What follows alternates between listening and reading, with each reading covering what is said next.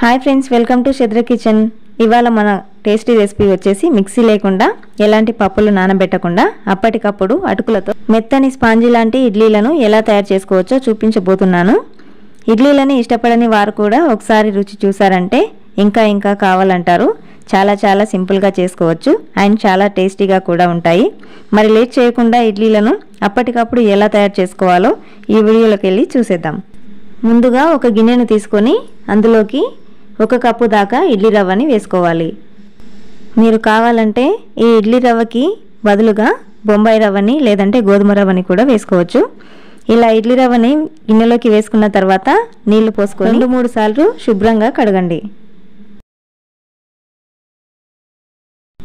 రవ్వని శుభ్రంగా క్లీన్ చేసుకున్న తర్వాత ఇప్పుడు ఇందులోకి నీళ్లను పోసుకొని దీనిపైన మూత పెట్టి ఈ గిన్నెని పక్కన పెట్టుకోవాలి.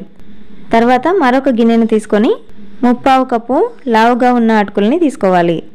1 కప్పు ఇడ్లీ రవ్వకి 1/4 కప్పు అటుకులు సరిపోతాయి. ఈ అటుకుల్ని 2-3 సార్లు శుభ్రంగా నీళ్లతో కడగాలి. ఇలా కడిగిన తర్వాత ఈ అటుకులు మునిగే వరకు నీళ్ళను పోసుకోండి. నీళ్లు మరీ ఎక్కువగా పోసుకోవద్దు, జస్ట్ అటుకులు మునిగి పైన కొద్దిగా నీళ్లుంటే సరిపోతుంది. దీనిపైన మూత పెట్టి రవ్వని అటుకుల్ని అరగంట సేపు నాననిస్తే సరిపోతుంది. అరగంట తర్వాత నానిన ఈ అటుకుల్ని స్పూన్తో కానీ చేతితో కానీ మ్యాష్ చేసుకోవాలి. స్పూన్తో కంటే కూడా ఇలా చేతితో కలుపుకుంటేనే చక్కగా మెత్తగా అవుతుంది.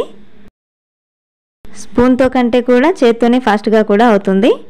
అటుకులు మ్యాష్ చేసిన తర్వాత చూస్తే ఈ విధంగా మెత్తగా ఉంటే చాలు. ఇప్పుడు ఈ అటుకుల మిశ్రమాన్ని పెద్ద గిన్నెలోకి వేసుకొని నానబెట్టుకున్న ఇడ్లీ రవ్వలోంచి ఎక్స్ట్రా వాటర్ని మొత్తం ఈ విధంగా పిండేసి అటుకుల మిశ్రమంలోకి వేసుకోవాలి. రవ్వ మొత్తం వేశాక రుచికి సరిపడా ఉప్పు వేసుకోండి. తర్వాత 1/4 కప్పు పెరుగును తీసుకోండి. కమ్మటి పెరుగునైనా లేదా పుల్లటి పెరుగునైనా వేసుకోవచ్చు. ఇలా మొత్తం కలిసేలా ఒకసారి బాగా కలుపుకోవాలి. ఈ ఇడ్లీ పిండిని కాస్త గట్టిగానే ప్రిపేర్ చేసుకోవాలి. తర్వాత ఇందులోకి 1 టీ స్పూన్ ఈనో పౌడర్ని వేసుకోండి. ఈ పౌడర్ని యాక్టివేట్ చేయడానికి 1 టీ స్పూన్ వాటర్ని వేసుకుని కలుపుకోవాలి. ఈనో పౌడర్ లేకపోతే వంట సోడాని కూడా వేసుకోవచ్చు. ఈనో కానీ వంట సోడా కానీ లేకపోయినా వేసుకోకపోయినా కూడా ఇడ్లీలు చక్కగా వస్తాయి.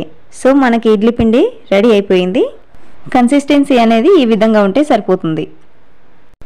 తర్వాత ఇడ్లీ ప్లేట్స్కి కొద్దిగా నూనె అప్లై చేసుకొని ఇడ్లీ ప్లేట్స్లోకి ప్రిపేర్ చేసుకున్న బ్యాటర్ని వేసుకోవాలి. ఇలా అన్ని ప్లేట్స్లోకి వేసుకున్న తర్వాత ఈ ఇడ్లీ ప్లేట్స్ని స్టాండ్లో ఎలా పెట్టుకోవాలో చూపిస్తున్నాను చూడండి. కింద ప్లేట్లో ఉన్న ఇడ్లీకి పైన రెండో ప్లేట్లో ఉన్న హోల్స్ రావాలి.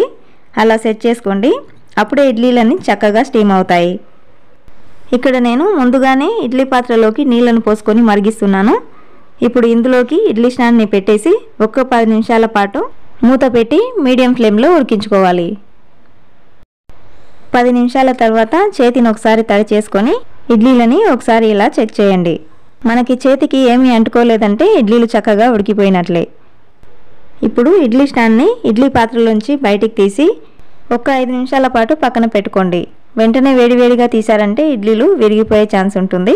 5 నిమిషాల తర్వాత 1 స్పూన్తో ఇడ్లీలని సర్వింగ్ ప్లేట్లోకి తీసుకోండి.